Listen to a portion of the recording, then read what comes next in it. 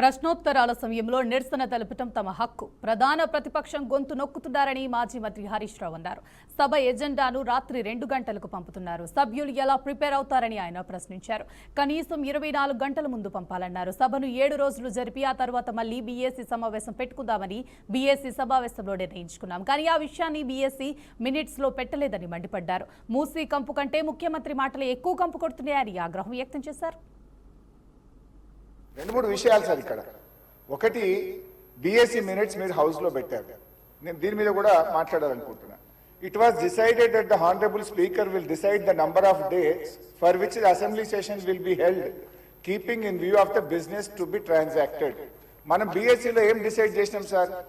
7 రోజులు శాసనసభ నడుపుతామని, ఆ తర్వాత మళ్ళీ బీఏసీ మీటింగ్ పెట్టి డిసైడ్ చేస్తామన్నారు.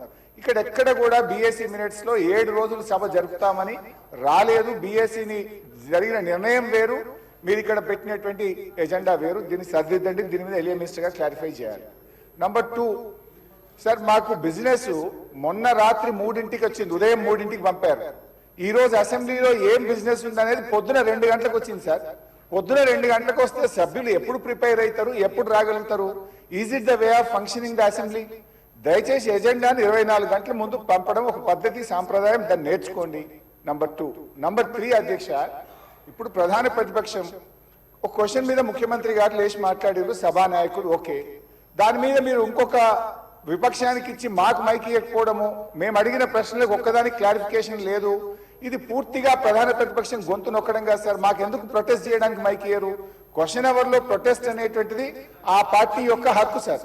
సో అందువల్ల కైండ్లీ లీజన్, ఒక 2 నిమిషాలే ఇవ్వండి. Protest is our right, members right, rule book లో స్పష్టంగా ఉంది. మీరు మా దిక్కే చూడరు, మాకు మైక్ ఇవ్వడం అనేది కరెక్ట్ కాదు.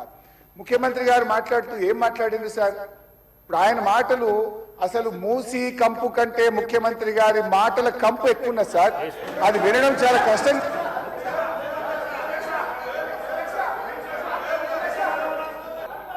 సార్, ముఖ్యమంత్రి అడ్డగోలు మాట్లాడితే మీరు ఆపరా? సభలో ఉండే సభ్యులందరికీ సమానమైన హక్కులు ఉంటాయి. మీరే మా హక్కుల్ని కాపాడాలి, మీరు మా రెస్క్యూకు రావాలి. 2-3 విషయాలు సార్ ఇక్కడ. ఒకటి, బీఏసీ మినిట్స్ మీరు హౌస్ లో పెట్టారు. నేను దీని మీద కూడా మాట్లాడాలనుకుంటున్నా.